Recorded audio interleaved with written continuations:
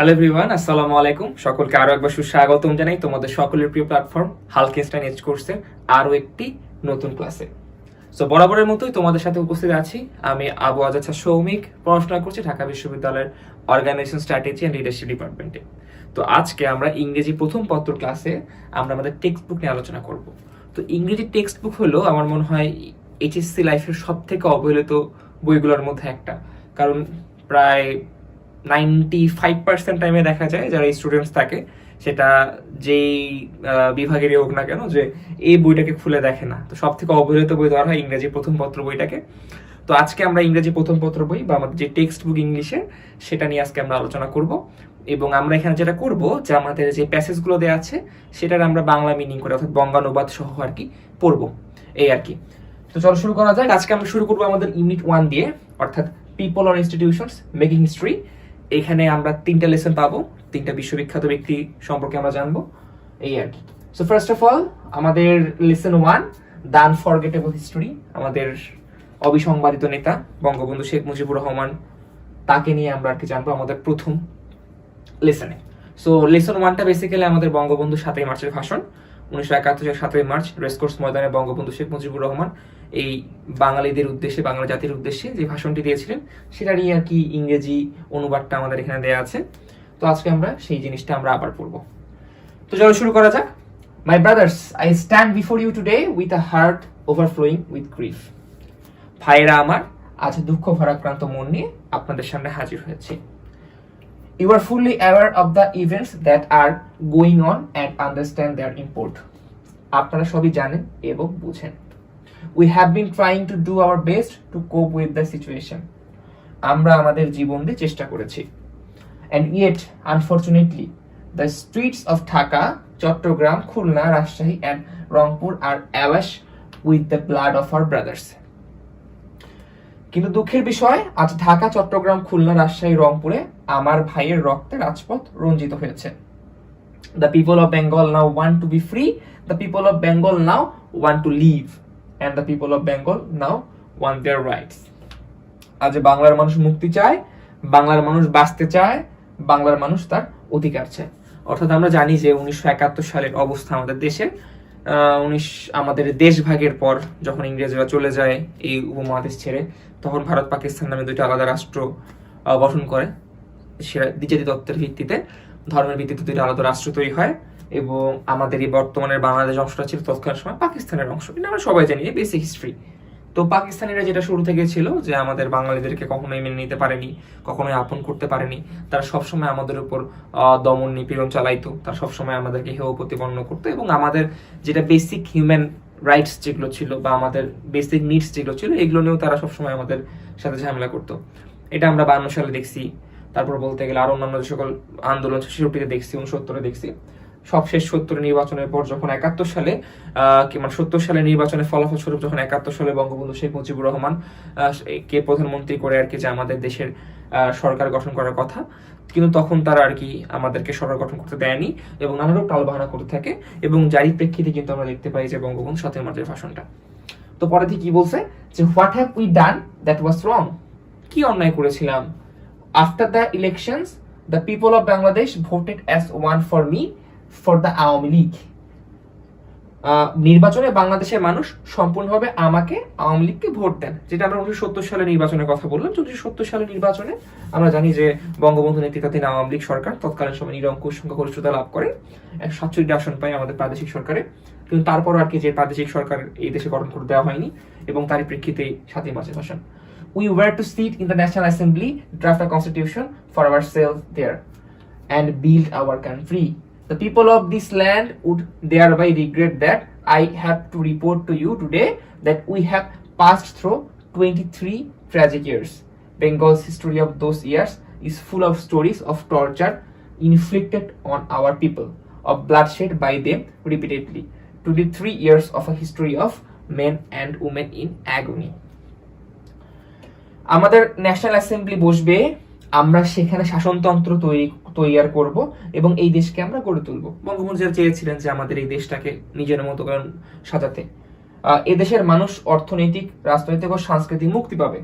কিন্তু দুঃখের বিষয়, আজ দুঃখের সঙ্গে বলতে হয় 23 বছরের করুণ ইতিহাস, অর্থাৎ পাকিস্তানিরা আমাদেরকে 23 বছর শাসন করেছিল, মানে পশ্চিম পাকিস্তানিরা। বাংলার অত্যাচারের, বাংলার মানুষের রক্তের ইতিহাস, 23 বছরের ইতিহাস, মুমূর্ষু নরনারীর আর্তনাদের ইতিহাস। কারণ আমরা জানি যে অর্থনৈতিক ক্ষেত্রে হোক, সামাজিক ক্ষেত্রে হোক, রাজনৈতিক ক্ষেত্রে হোক, বাংলাদেশকে সবসময় কোণঠাসা করে রাখা হতো।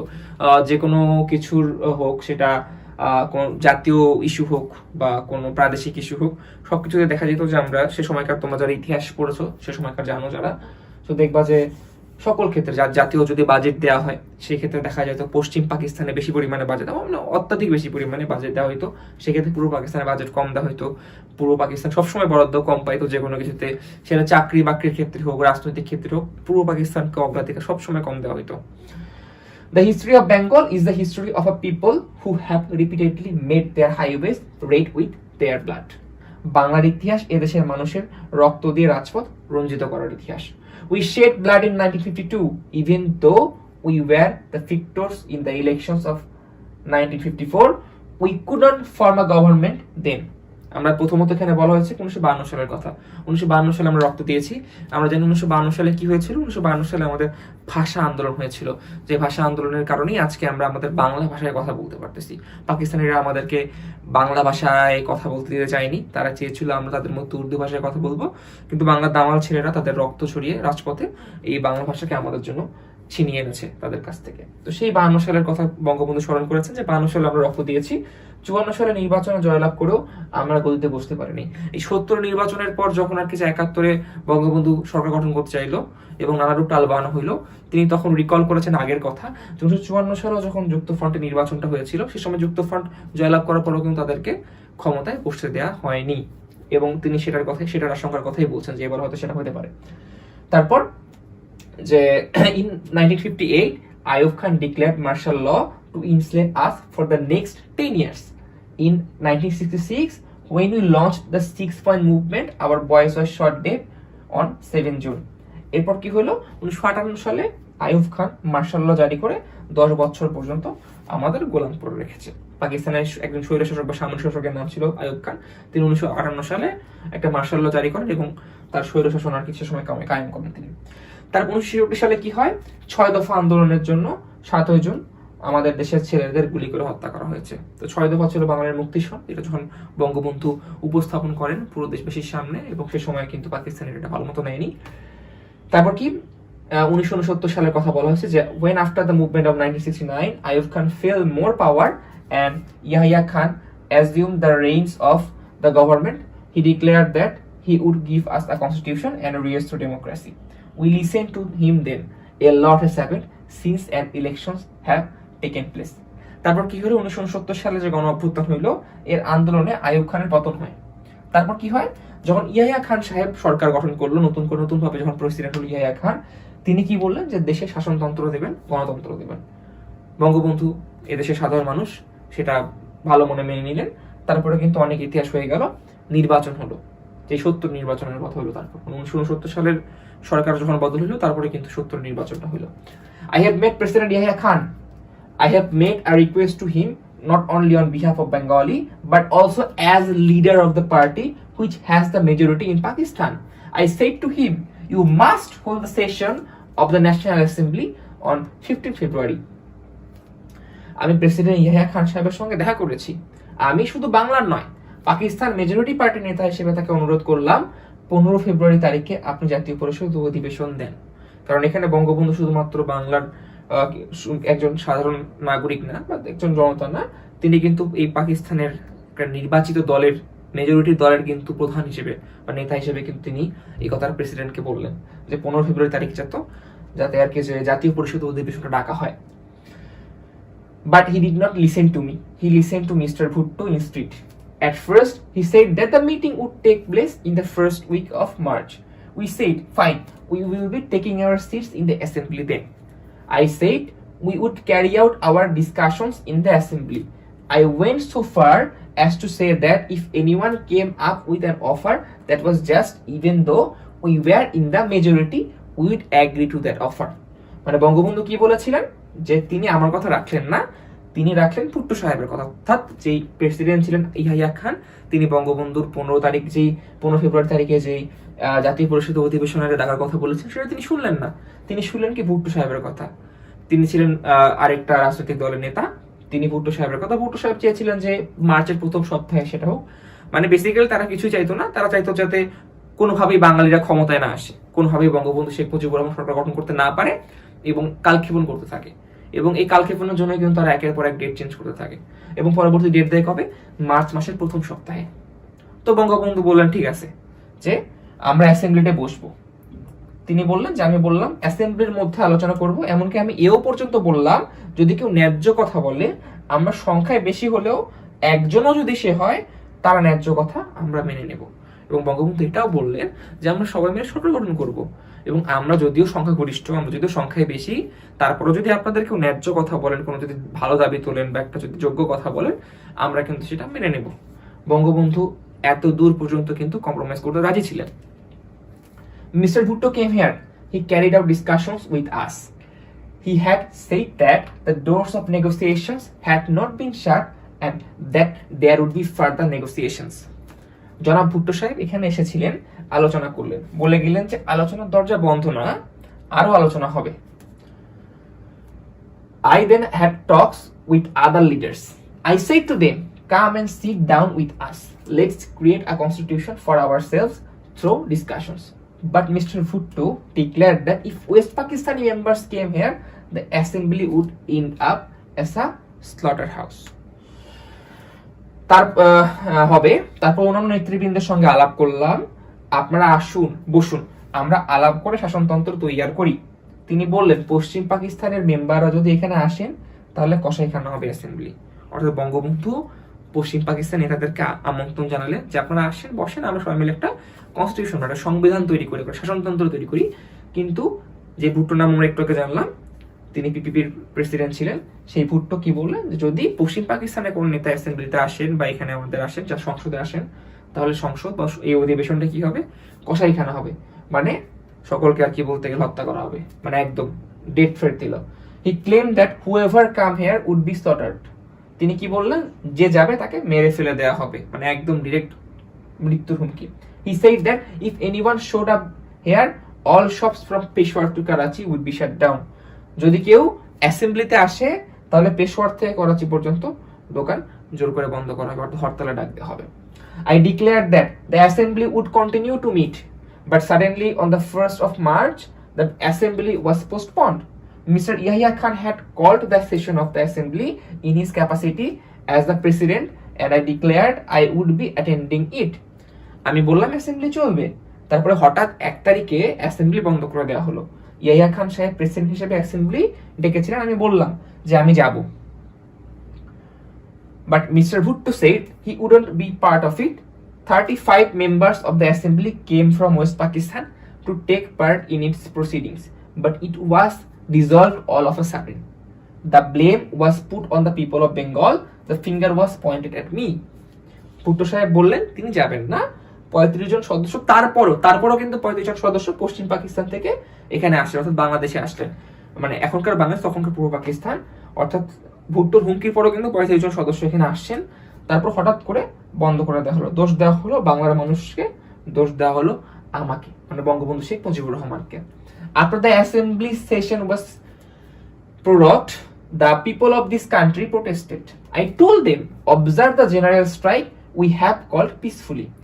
I told them, shut down all mills and factories. Our people responded to my call. They came to the streets spontaneously. They expressed their firm determination to carry out the struggle peacefully. বন্দুকের মুখে মানুষ প্রতিবাদ মুখর হয়ে উঠলো।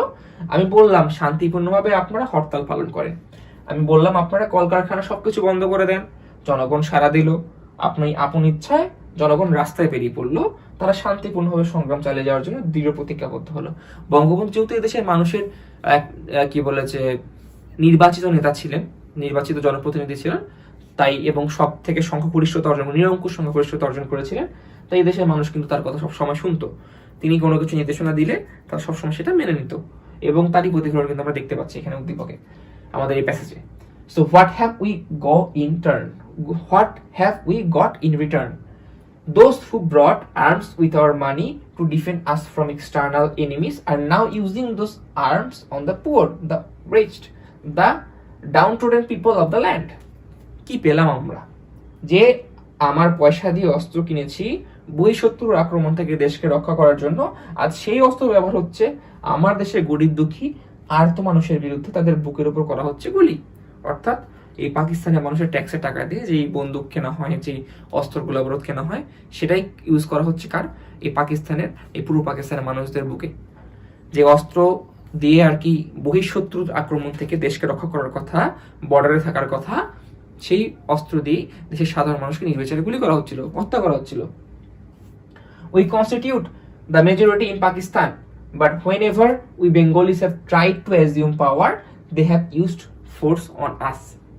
আমরা পাকিস্তানের সংখ্যাগুরু, আমরা বাঙালিরা যখনই ক্ষমতা যাওয়ার চেষ্টা করেছি তখনই তারা আমাদের উপর ঝাঁপিয়ে পড়েছে।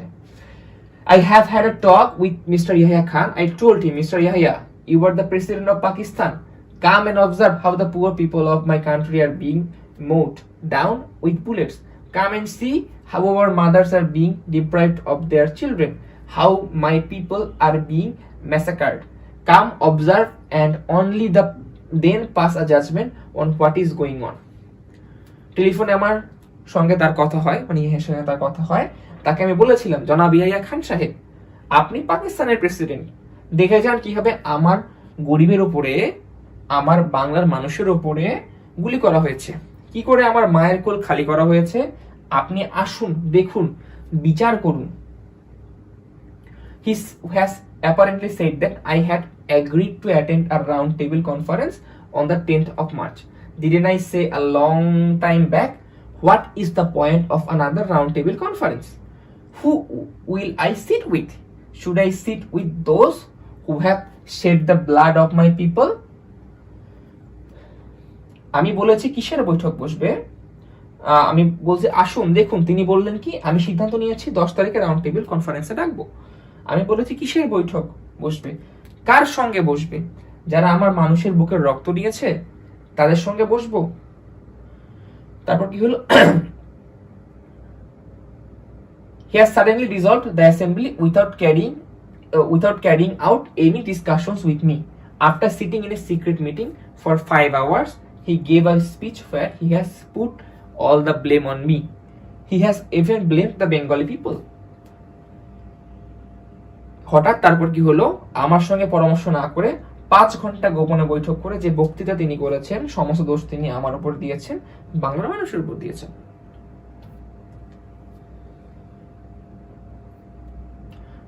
To those in the armed forces, I have this to say, you are my brothers.